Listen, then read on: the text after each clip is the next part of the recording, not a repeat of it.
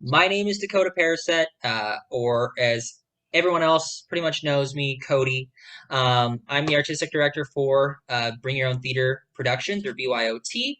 Um, we are Chicago's longest or pretty much primary 24-hour theater company. Um, that's the bulk of what we do throughout all of our seasons. Um, and yeah, this May or this month marks 7 years as a thing in the world in existence. Um, and yeah, just to kind of keep this intro brief because I tend to talk a lot. Basically, the inspiration behind this little video that you're about to watch is that it's been 2 years, which is insane for me to think that it's been 2 years since we did a May show. We didn't do one in 2020 because you know just not gonna talk about it. And yeah, I thought this would be a really great idea to just kind of bring in some of the old guard, who are actually all members of our advisory board, to kind of just talk a little bit about BYOT history. As anyone who's participated in our shows knows, uh, it's a really long 24 hours. And so you're mostly focused on getting your lines down or making sure if you remembered to bring this costume piece that your director said to bring, or building a cardboard ficus, because that was a thing once. Um, yeah, I was actually the one who yelled that at the start of that show. Um, and yeah, so you don't usually get the stories unless you go out to the bar afterwards, or if we're at Kimball Manor. Rest in peace. All right. Uh, and we'll get to that. You'll figure out what Kimball Manor is. But yeah, this just seemed like a great opportunity since it is birthday month and we won't be doing a traditional show this year. Um, to kind of just do some reminiscing, talk a little bit about the company, and introduce you to kind of just the deepness. I don't know why that came to mind, but like the why this company means so much to so many people, and why we're all just really excited for the world and for people to get their shit together so that we can get back to doing this thing once a month. So yeah, with that, Dakota Paraset or Cody, he, him, and I'm the current artistic director for BYO. Who wants to go next? Don't all volunteer at once. Michelle, do you want to go first so that you can get out your lovely story one more time? Oh yeah, sure. Might as well get that done. We can go in reverse chronological order. We'll do that. Yeah. Here we yeah, that go. works. All right. So my name is Michelle. Oh God, why do I always say my name that way? But that's how you pronounce it. My name is Michelle Alejandra Limon-Newman. My pronouns are she, her, hers. And I have been happily part of this beautiful family of BYOT since I was 26 or so, and I'm 32. I'm about to be 32, so you could do that math.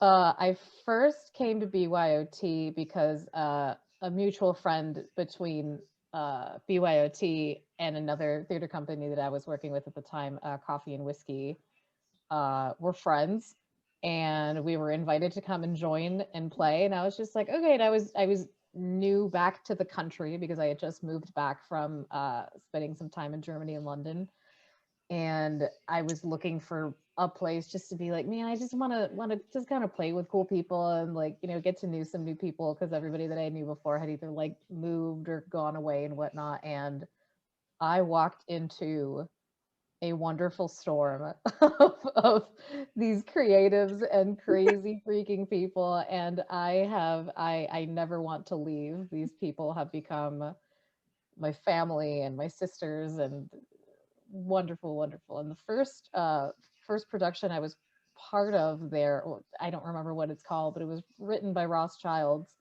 and I was I think like a heroin addicted gym teacher. And I met Megan Richards, beautiful Mama Duck, who had made me a syringe, a giant syringe, and also was in charge of putting blood in my mouth and on my body. We got very intimate very quickly. And I remember having to straddle Bobby, I think. Yeah, I had to straddle Bobby, which was both a wonderful feeling and also like I just met you. I feel kind of weird, but here we are. So, and then I died of a heart attack in the scene, not in real life, clearly, because here I am. And then meeting the writer who is Rothschild, who, if you don't know, if you know, you know, and if you don't, I'm sorry. Your loss, honestly, because it's pretty great. He was just like, oh my God, you were so good. I was like, hey, you're the writer, right? He's like, yeah. I was like, thank you so much. I gotta go clean this blood off of me, okay? Then I go to the bathroom there, and I'm just like trying, because I'm like only in like a tank top and like some like mini gymnastic shorts and stuff, and I'm like trying to take like paper towels and like TP and trying to clean this blood off my face, and some little white boy like opens up the door, and like I didn't know what to say. I was just like, and he was just like, closes the door, and I was just like, all right, There you go. it's a party. And yeah, that was my introduction to BYOT. But also the bathroom in that space, you had like, you opened the door and you like stepped up and there was never any toilet paper, and it was just like, there was like this big. Oh Yeah, my God, I forgot also about the really toilet love paper. the fact that, oh yeah, bringing toilet paper as like a regular thing, like what? And like I was like living at my parents' place, and I was just like, I don't know why I feel like it's a sin to steal from my parents. I'm just gonna steal from my job instead. So I stole like 3 rolls of toilet paper and brought them. I was like, damn, these people must be toilet paper. Like, all right. So We don't make people bring their own toilet paper anymore. yeah, That's no, not a thing thank anymore. God. Yeah. Wow. Actually, Michelle, that was my first show, had blood in it too. It was BYOT, 2018, January. And yeah, I had to run off stage, get mauled by a dog. And Vinny Greco is just sitting there waiting for me to like help me put on this very ripped up shirt that did not qualify as a shirt anymore. And then literally just slapped me on the chest and just painted me red. It was amazing. There was a stretch of time, multiple years of time, in fact, where it wasn't a BYOT show without at least one show that involved either a bag of drugs or blood or both. There was like, we just had a perpetual bag that just said drugs on it because BYOT. Yeah. And it's only very recently that we haven't had any cardboard drugs or, you know, oregano or whatever we used to steal from our apartments to make. Flour. I feel Flour. like that needs to be brought back, because that's like going back to roots, I feel. There was a period that we used to joke about making the theme some month no drugs or blood, because we're just like, we can't do this anymore. We can't handle I this. had a bag of oregano in my apartment for years because it would just get dumped back into this bag of oregano, and that's where we kept our spices. We just had this bag of oregano. Speaking of Rothschilds, I think that was also the fault of Rothschilds, because he, I believe, was assigned to bring oregano to be fake drugs for the first BYOT, and he brought like a gallon bag of oregano. It was a massive bag of oregano, and we were just like, how much weight does this character have on her? So it was, yeah. The answer is enough. Yeah. Amazing. Amazing. Who wants to go next for introductions? Are we going chronologically backwards? Because I think that means Jason. I think, yeah, that leaves me then. Hi, I'm Jason Rowe. I am on the advisory board, but at the time, from an unknown period to an unknown period, I was the managing director. It felt like eternity. And I got dragged in because I was good with spreadsheets and had spent a little bit of time in the business world. It's like, hey, you know what these things are. Can you help? And came on from there. I came aboard after having met Meg at a friend's birthday party, and she told me about this cool theater thing they were doing. I'm like, well, that sounds kind of awful, but I'll go and try it out. I'm like, how is that any good? But you know what? It's early in the relationship and you want to be good. So you're like, yeah, that definitely sounds great. I'll check it out. And the first show I saw was actually I think it was a BYOT, because it was at some office theater. It was at some office theater. That's right. It was the monthly show that we did at some office. Oh, okay. Yeah. It felt like a bigger production. Did it involve Josh Leeper and Matt DeFiore having the audience yell erection? Does that happen? Yeah. Look, that was many years ago. I don't remember 10 minutes ago at this point. So, that sounds about right. Anyway, that was my first introduction to the group, and I'm like, all right, that actually works. And that's actually really good. So, I started going to the monthly shows. It was great. And, I am not really much of an artistic person. I've never participated in the theater. I never did any of this nonsense. And, but I work in technology. And so, button pushing, I'm like, I can push buttons. I can work lights, mechanical things and all that kind of stuff. And, you conveniently wear a lot of black. I wear black. It's my color. So it worked out. So I'd gone to a number of shows, and Meg loves to tell the story, but I remember just kind of looking at her like, so do you not want me to participate in BYOT? Because, this was her thing. She was, she'd been there for so much of it, and I didn't want to step on toes, and she also hadn't asked if I wanted to. So I wanted to make sure we were clear on boundaries and all that kind of stuff. And, she probably could have broken glass with the kind of high-pitched noise that she made. She's like, no, of course I do. Yeah, so many octaves higher. So yeah, that's what got me started. It's like, all right, I'm gonna learn to do sound editing on the fly. You want the sound of a can being thrown out the window, bouncing off the wall, and then hitting the ground in the alleyway. I can make it work. You want all these different things to happen. I'll figure it out. So I got pretty good at rapid day of sound editing. Lights are fun. I like making lights go up and down. And obviously, as tech, you have all of the power in the world. So I enjoy that part. So yeah, that was that for a while, and then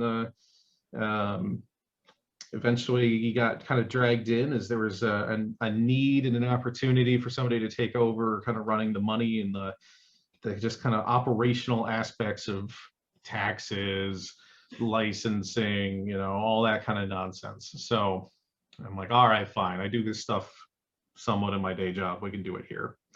And yeah, that's pretty much me in a nutshell.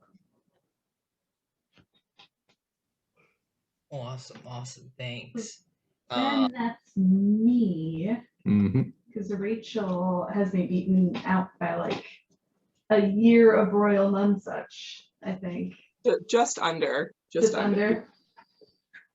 So my first show, I'm Meg Reilly, she, her, and let me know if you can hear me okay, because I think I'm just going through Jason's mic. But yeah, so my first show was March of 2014, which was a couple months before we became BYOT, by like 2 months, I think. About, yeah. Yeah, so it was when we were still Royal Nunsuch. And he will deny this, but Corey O'Brien invited me to the show and did not tell me that I would be in a show.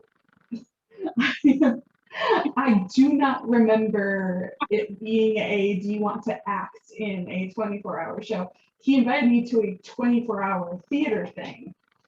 And so I thought, like many people do, it was some kind of 24-hour long thing.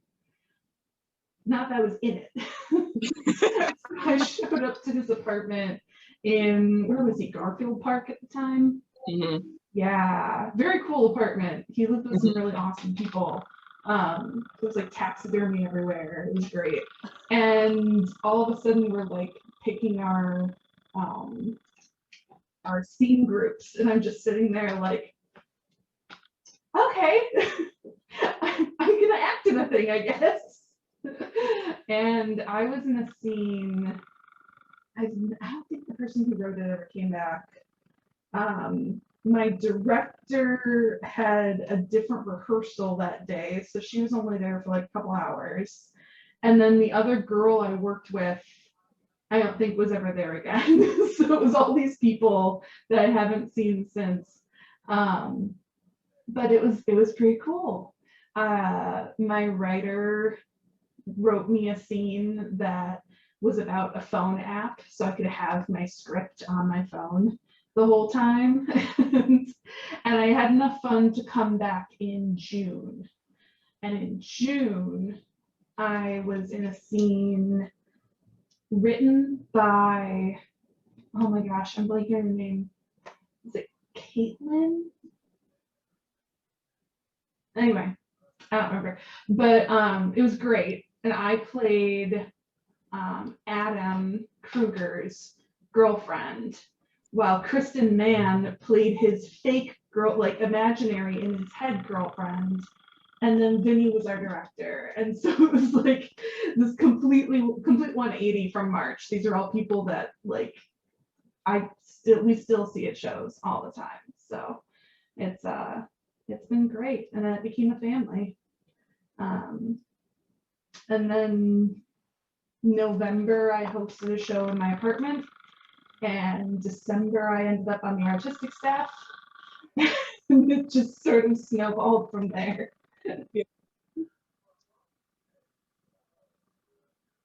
Yeah. That was a great scene, you, Adam Kruger, and Kristen Mann. That was one of my favorites. That was an excellent scene. That was in that like 6-show period where I think people just were afraid to give me blocking, and I was sitting in every scene for the entire scene. It was very weird. Oh goodness. All right, I guess it's my turn. I am Rachel Silvert. My pronouns are she, her, hers. And I've been a managing director of BYOT. I am currently a board member. I've been a company member. I think I had a role that was not managing director before we switched to all the director terms. And for the life of me, I can't remember what it was called way back at the beginning, but I was on staff. So it all kind of mulls together. I started doing BYOT about 6 months before we became BYOT. I was new in Chicago. I just moved to Chicago about a couple months before, and I was doing a terrible staged reading. And you can ask anyone who was involved in that staged reading and they will tell you it was terrible. But I met a dear friend of mine through that production named Raphael Schwartzman,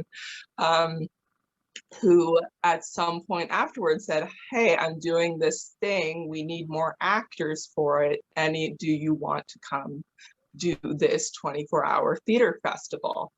And I said, sure. And in a brilliantly out of character move, I showed up to somebody's apartment at 8 a.m. on a Saturday morning, knowing 0 people in that apartment, and just waltzed on in, found my group because I hadn't been able to be at the pre-show meeting the night before due to work.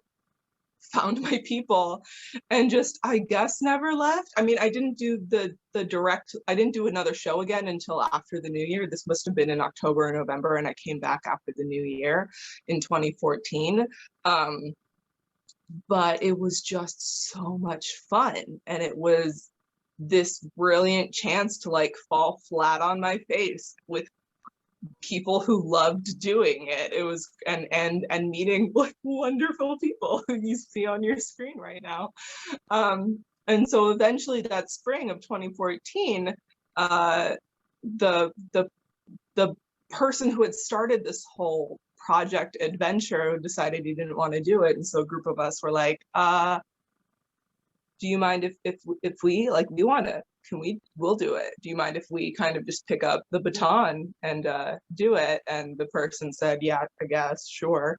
And we started Bring Your Own Theater Productions. And it's been a journey and a blessing and a great love of our lives, I think.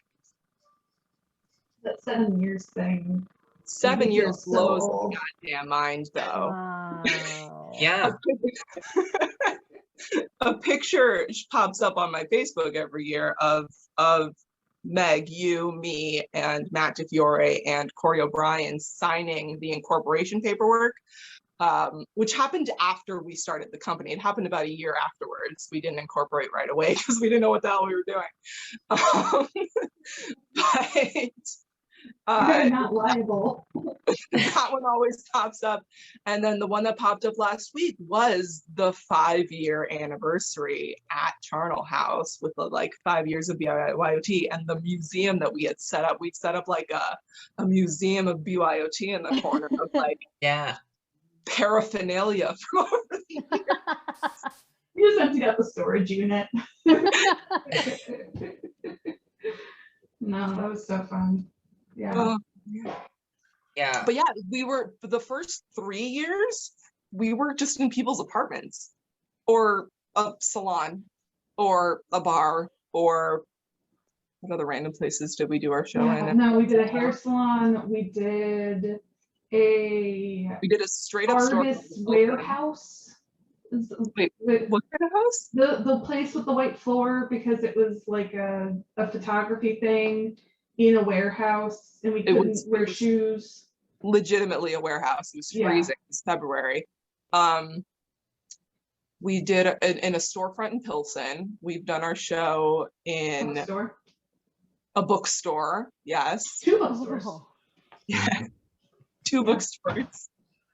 All over the place.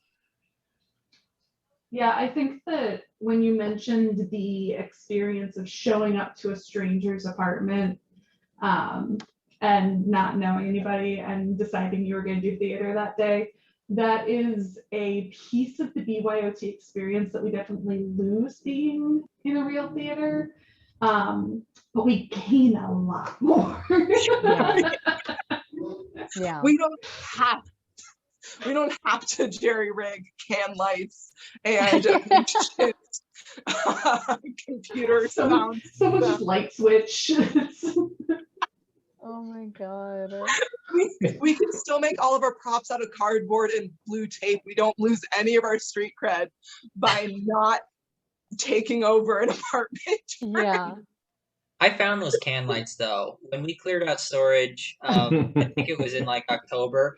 They were still, I'm pretty sure they'd been there probably since the first time that Paul moved in or when we renovated it. Well, like they're just sitting there in the corner, and part of me was like, I think I want to keep these because they might be of use someday. And unfortunately, we did have to let go of the jerry rigged can lights. But yeah. Did you get rid of the light board that Corey made? That's just like The ungrounded light board. yeah, that was another thing. All the grounds are cut off, and you're like, oh, this thing, I'm gonna die. Yeah, part of We would bring a tech box from apartment to apartment. It was literally a box of tech, and it had extension cords, and it had the can lights, and it had blue tape for days, and it had the switchboard that Corey had built.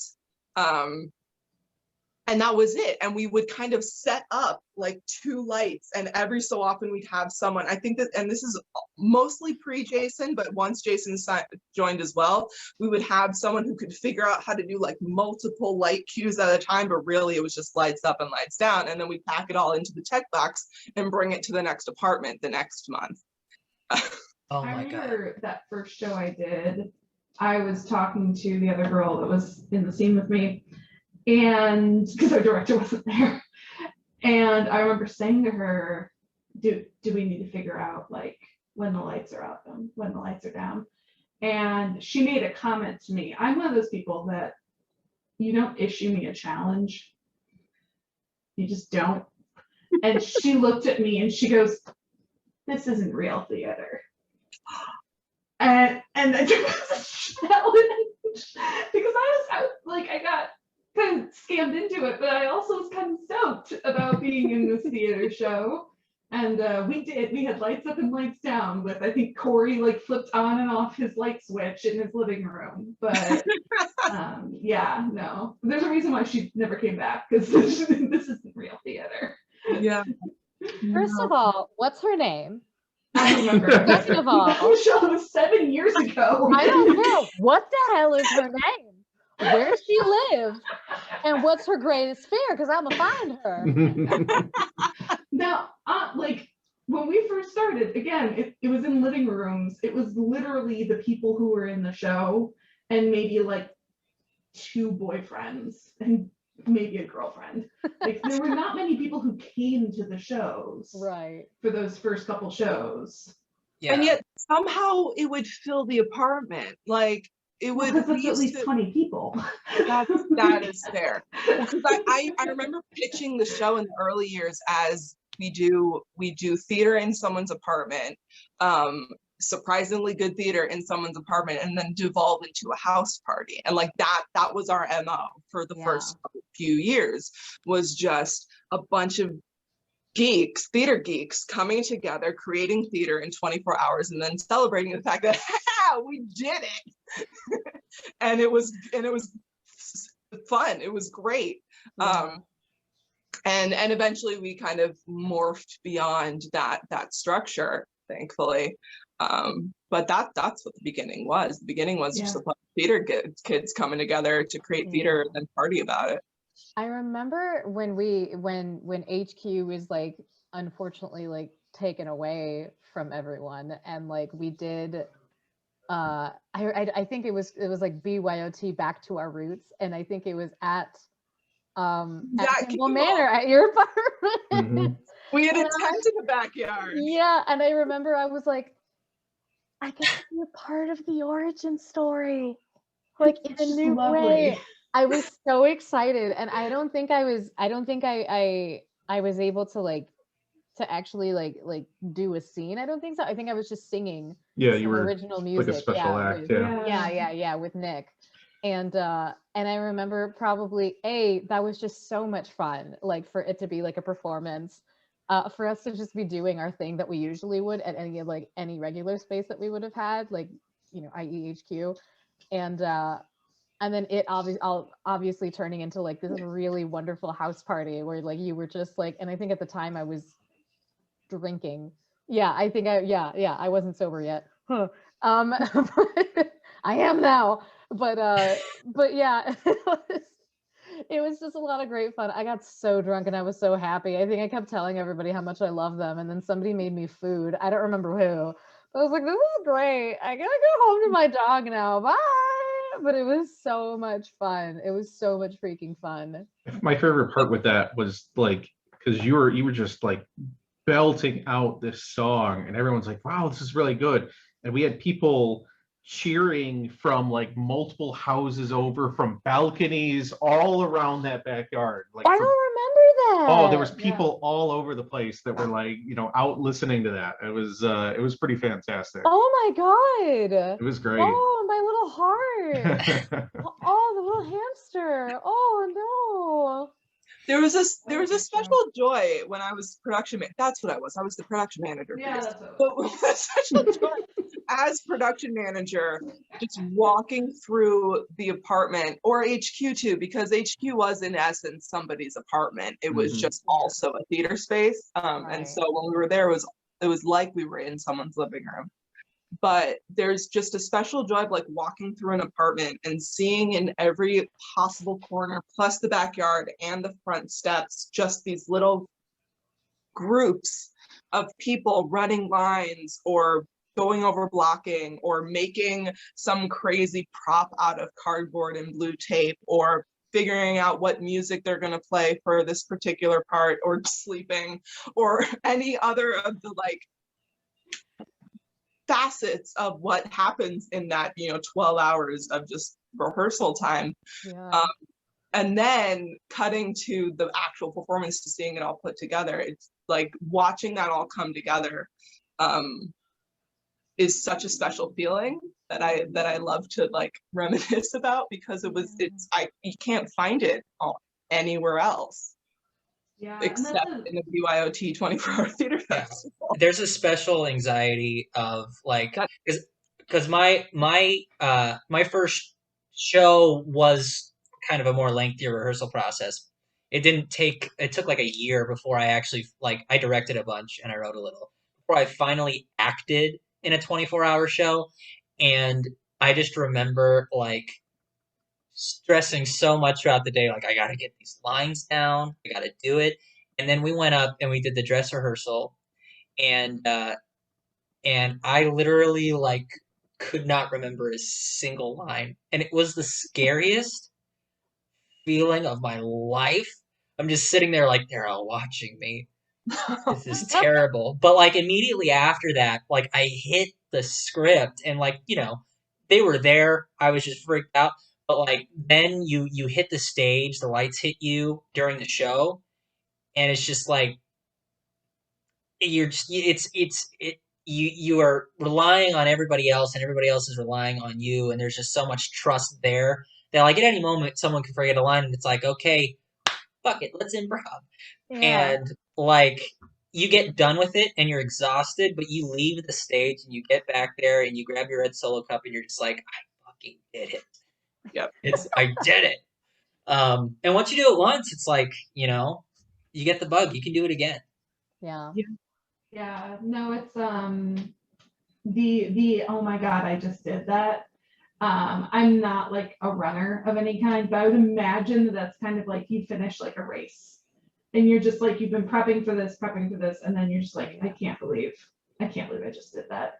Rachel, I think your mom, Anita, explained it once as like yoga, like theater yoga, like you're stretching all these muscles that you didn't even know you had. It would be what yoga is. I think it is yoga that she said. No, my mom has participated multiple times. We've actually gotten a lot of moms to participate. She's not the only one to come in and act. And she's right, because you are stretching all these muscles. It is incredible boot camp for people across the spectrum of experience. Because you just throw yourself in and go and do it, and it's got to get done. So I had not acted since 7th grade when I first came and did BYOT, and I'd never written. I think I wrote a play in like high school for English class, but I'd never written anything like that before.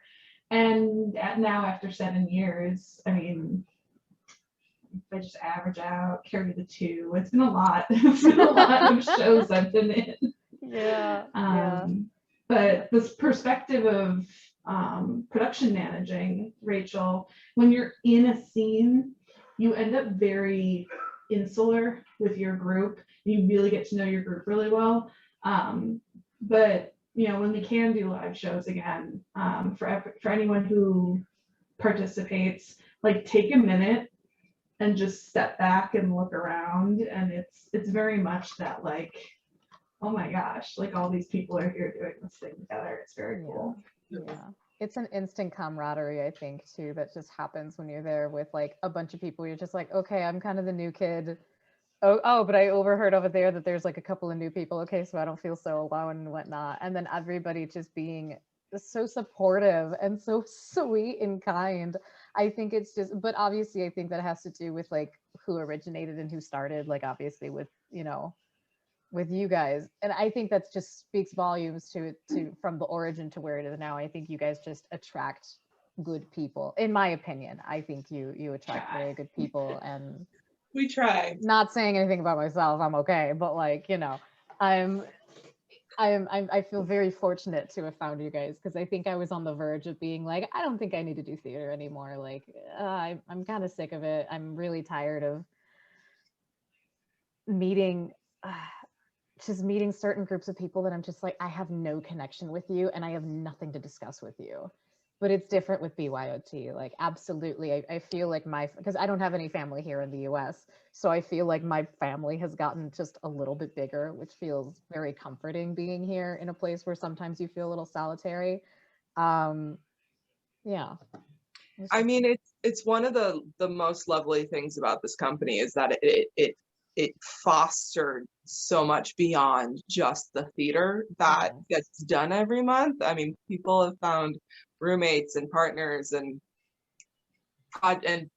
jobs and projects and so much of life via showing up every month and just doing some punk rock theater. Yeah.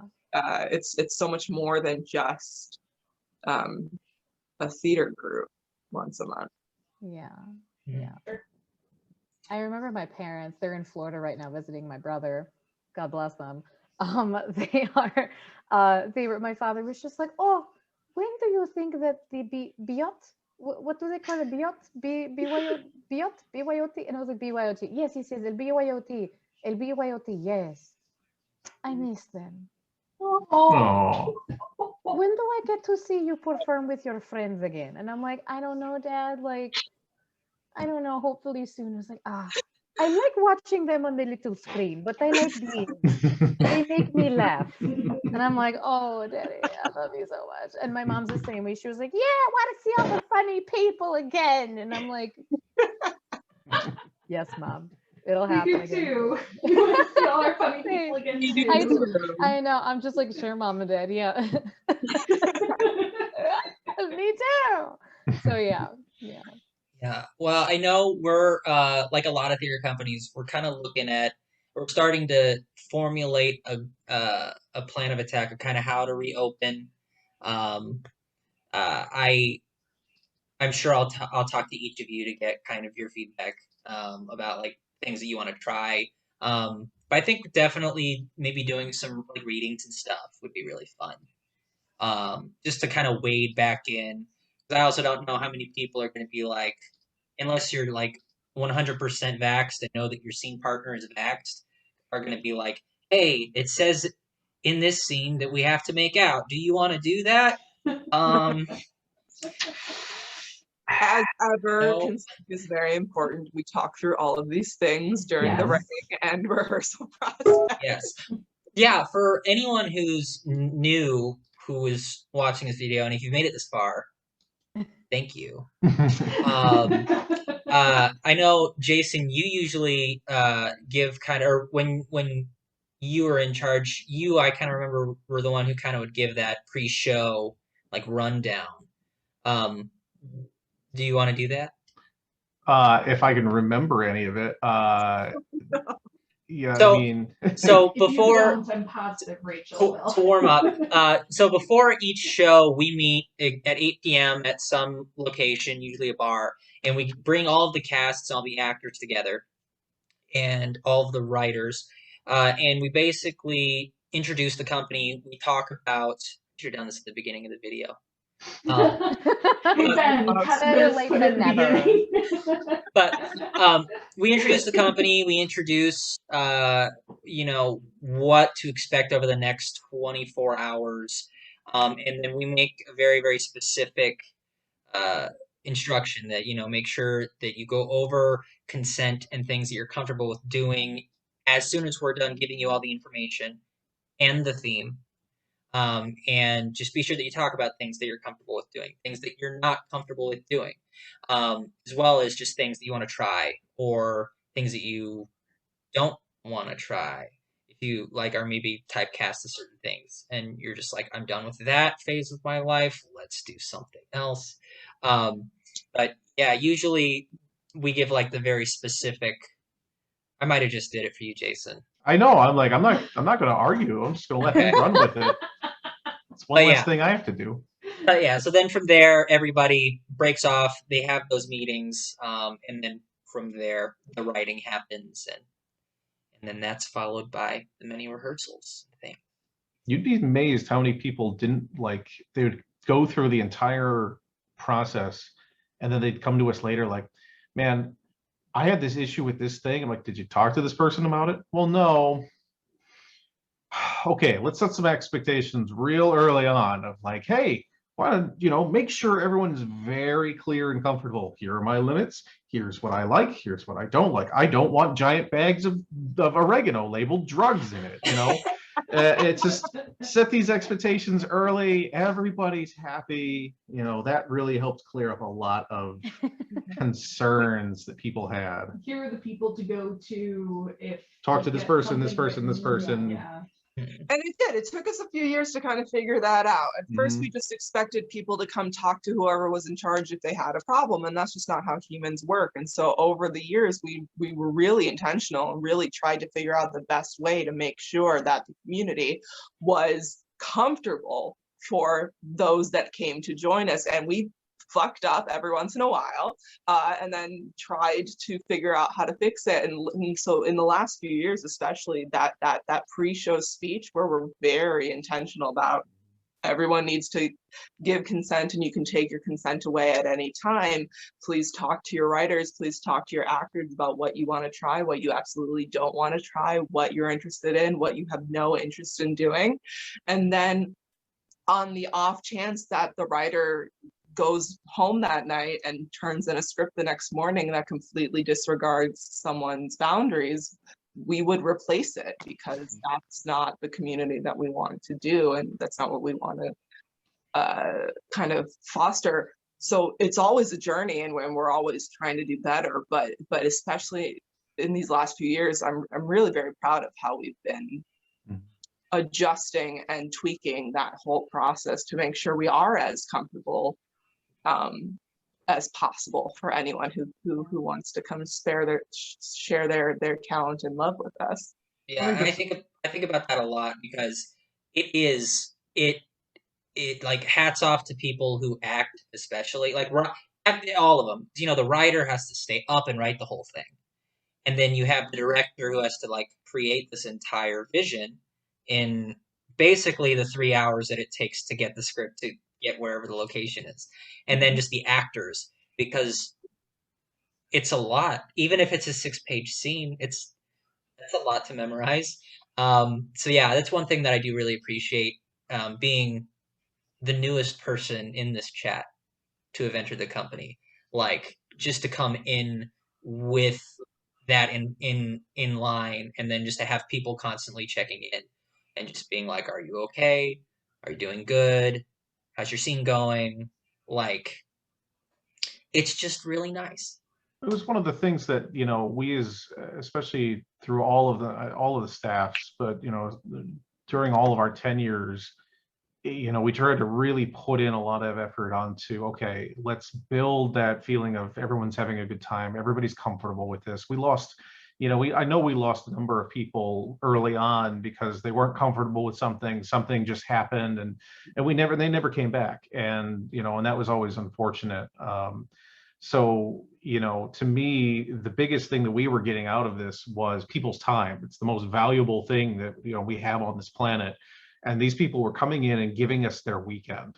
And so to me, it's like, okay, if they're going to put that in, then we need to respect it. We need to make sure that they're going to have the best possible experience every single time that we do this. For 100%. That's such a good. Oh, that was so good. Well, I I think this is actually a really good place to start winding down. So kind of as like a not maybe like a lightning round, but just to like pose one more kind of question to everybody before kind of wrapping up this one. Um, what, and it doesn't have to be this, if it spurs some other thought, go with that thought. But what is maybe your favorite scene that you've either been in or that you saw? And it doesn't have to be the best thing ever, but like maybe it was a shit show and it was delightful to revel in it. But I just want to pose that question. Oh my God. I can go. Yes, go ahead. I can't really, it's not really so much like my favorite scene, but my favorite thing that ever happened during a scene is that Farron, who was my scene partner at the time, she was breaking up with me on stage. And then I did something, I made a noise, and Jason forgot the light cue. And we were waiting there for what felt like eternity. Because I don't remember what, I think it was like, what? Yeah. Like, oh, I made that noise. That was, yeah. And we were all waiting for like just that very brief blackout and then going back and like opening up into positions for our next scene. And it never happened. And I'm just looking at like Farron just like, But then you repeated it. and then I kept doing it because I didn't know what else to do. I got so scared. And so I just make noises when I'm scared. I'm like, I was in the back dying, and she had killed me through rehearsal. Every single time that she did it, I lost my shit, and I was laughing all day long in the back. And then we finally got into the actual scene, and I lost it. I was in tears. I was laughing so hard. It's like, oh yeah, I have a job to do. I actually have to hit the button now. I felt, and Jason, I will remind you of this. I felt like I won a gold medal in the motherfucking Olympics. I felt like I got an Oscar, a Tony, all of them. I don't miss a lot of cues. No! Unless I tell you to. That was yeah. My favorite thing. I was so confused and I felt so bad because I'm just like looking at Farron with like my confused eyes and also just making this squeak noise like, like I think I was practically on the ground at that point. Like it was game over. Didn't you finally exit? Didn't you both just walked off stage? You know, like as you was were just like still squeaking your way off? Because I was just like, I don't know why I feel so awkward like doing this change without like a light. So I'm just gonna keep making the noise. So oh, it's awful. Oh, best day of my life. Best day of my life. Next to my wedding day, but yeah. The first one. All right. All right. Oh man. I don't know mine yet. Someone else go. It's just the one that popped in my head. It's really like not anything like massive, but I just remember the second show that I ever directed at BYOT. It was called "We Have Issues" by Tanis Robnet, and it's basically like these two undercover like news people trying to like out this like trying to think of this like closeted gay like pastor who like preaches that it's wrong to be gay. And I had this great idea that we were going to start it with this like fire and brimstone speech that was written, and then we were going to do like revivalist, like they were going to run through the audience and everyone was going to stand up and start clapping and just like get really into it. And I had a sign. I wrote a sign that said applause or something, or clap or something.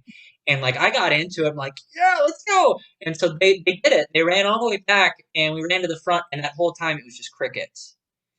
And I was just like, I really missed that one. That could have gone better. I immediately like scurry backstage. I'm just like, oh fuck, they didn't do it. They didn't do it. Oh god, I hope that didn't ruin the scene. And it turned out fine. The actors were great, but I was just oh my god, we're gonna learn from this. That seems the worst, dude. You have no power the minute the scene starts. I mean, not like you have power all day, but I remember the one time I directed just freaking out the minute that it was lights up. Because when you're an actor, if something happens, you can fix it. You're right there. Directing is just like, nope, I just gotta watch as all of this happens. No, God, no, it's the worst. I struggle with the favorite scene question every time, because unlike a lot of performers, like everyone's like, oh, I was in this one scene at this day and I was like with these cast members in this. I'm like, I have seen every single one of these things throughout that tenure. And so by the end of the day, I'm like, I don't know, they're all great scenes, Bront. You know, you work through it, you're there through all of rehearsal, all of run through, and then the show itself. So you know, I'm like, okay, they all blur together at that point. At least my favorite to actually work on, I think, was the BYOT we did. Just because, again, as a non-theater person, to come in and do sound for that one was a very fun experience. It was such a great crew from top to bottom. And Rachel was there to keep me on, like, here's how this works and here's how this works. I'm like, ah, yes, excellent. I have no idea what I'm doing, but I had good guidance. It was a real fun show to work. I really enjoyed that one. That was a good one. A lot of my experience is similar to you, Jason, because there were years that all I did was production manage. So I wasn't performing, and I was maybe directing when we were in a pinch, and I was maybe an MC when we were in a pinch, but mostly I was just making sure the show was going. So there's like flashes, and there's like by definition is one of like my proudest accomplishments, and all I did was make sure everyone did their jobs. But like just that whole experience, that whole production, the fact that, you know, we predicted Kanye West running for president in 2020 5 years. If you have not seen BYOT, screw Netflix. Go to YouTube and watch BYOT, because it is just... But one of the moments, it was one of my very first shows. It was June of 2014. It was the first prop month. It was Porn Sadness. What was it called? Porn and Failure. Porn and Failure. That's where Big Blue Dick comes from, is Porn and Failure. It was the scene specifically that the Big Blue Dick comes from. It was our first month that we had a dedicated props person, tech person, someone making props. And so this person was spent the whole day making props. And the scene that I was in, and I cannot remember who wrote it, and I cannot remember who directed it, but it was me, and it was Rothschild, and it was Vinnie Greco in this scene about undercover supervillains. And Ross's character required the big blue dick that he just swung into place. But the moment specifically that I remember that is like burned into my psyche is I was this like undercover supervillain collecting superheroes or something or other. I was dressed as like this British librarian something or other, and I was wearing reading glasses that I couldn't see through because they were actual reading glasses, but they were for the character costume, so I couldn't not wear them. And I'm like giving this big villain speech to Vinny, who is sitting on the table or sitting on the chair in front of me, and I completely lose all of my lines. I just like they just fly out of my brain. I have no idea what I'm supposed to say next. And so I'm staring down at this blurry Vinny, and I just start petting his head and just like running my fingers through his hair so that I might buy myself time to remember what comes next. And I don't think it was as long as I felt it was, because it felt like an eternity of like, I just don't know what I'm supposed to say next, so I'm just gonna keep petting you. And eventually I figured it out and we got on with it. But that moment, just, it'll stay with you. Yeah. Yeah, it's funny when the moments where everything goes wrong are what stick in your brain. But at BYOT, it's funny.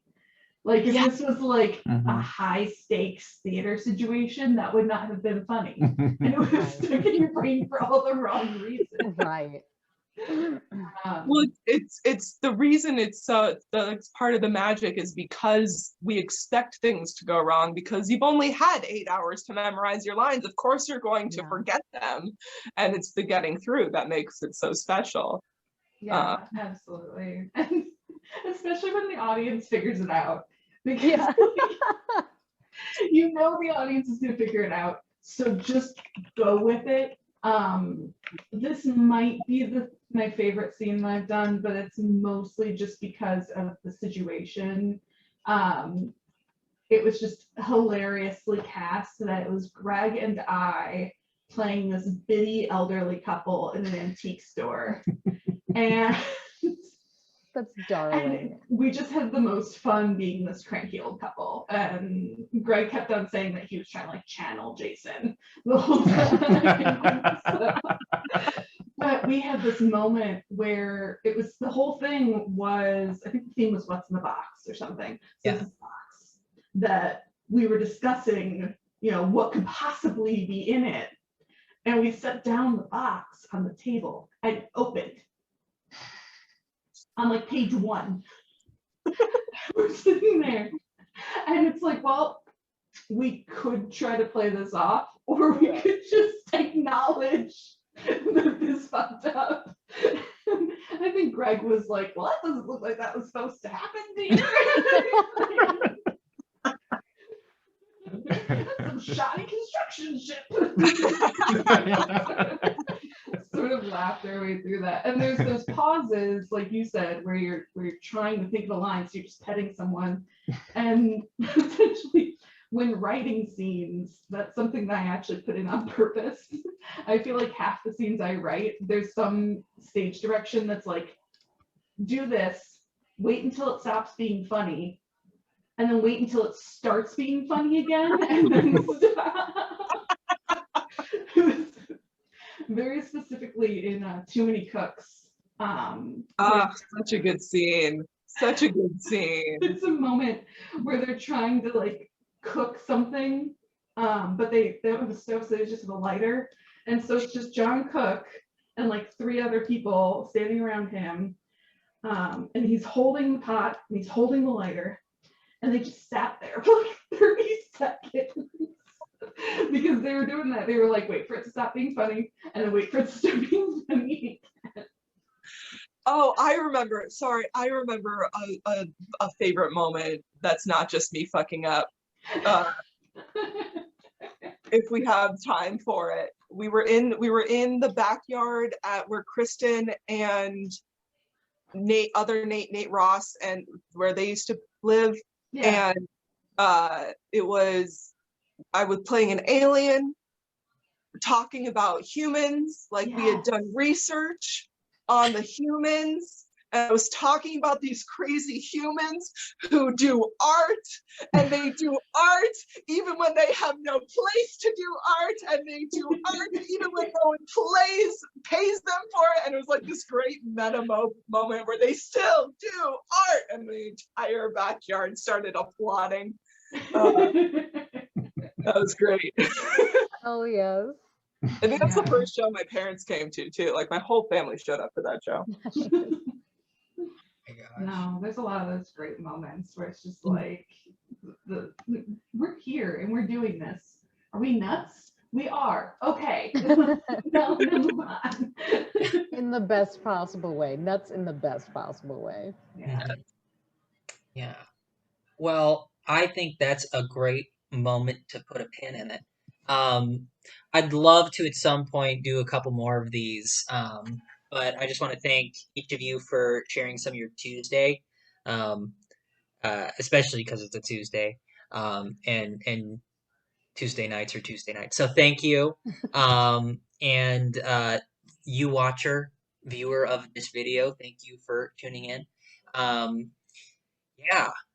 Keep checking out our YouTube for some of these funny, or for all of the funny videos. The two cooks should be on there. Michelle's singing is definitely on there. Just look for the videos with the backyard and all the trees, and there's like pretty lights.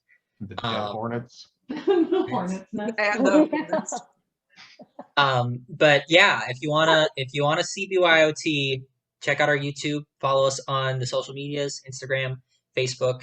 And yeah, we're currently working on a workshop series which has been getting us through the pandemic. Our next one's going to be May 16th at 2 p.m. It's called Eternity Today. It's by Tanis Robnet and Alif Muhammad. We also have a collaboration radio show with our friends at the Whiskey Radio Hour. That is TBA, but most likely you can find it on our YouTube in early June. We don't have any sponsors, so I won't thank any of them. Pretty much any whiskey distillery. Yeah. We don't have any partner. We used to have partnerships, alcohol sponsorships back in the day. We don't have those anymore, but the whiskey perpetually keeps Still us. flows. And I was in fact drinking Rebel Yell out of our Indigo Richards cup tonight, so I was going full BYOT. Remember my to tip God. your Scott Jones. Scott Jones. Scott Jones. This video has been sponsored by Scott Jones. Wherever you are, we hope you're well. But until next time, have a good one, and when we're open, come play with us. Please. Yay.